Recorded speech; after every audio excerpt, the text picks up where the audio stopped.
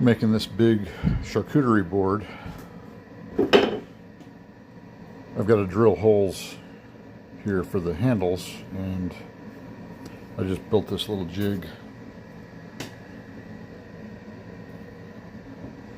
I should have drilled the holes in these pieces first, but well, since I didn't, this is just to help me drill a straight hole like this.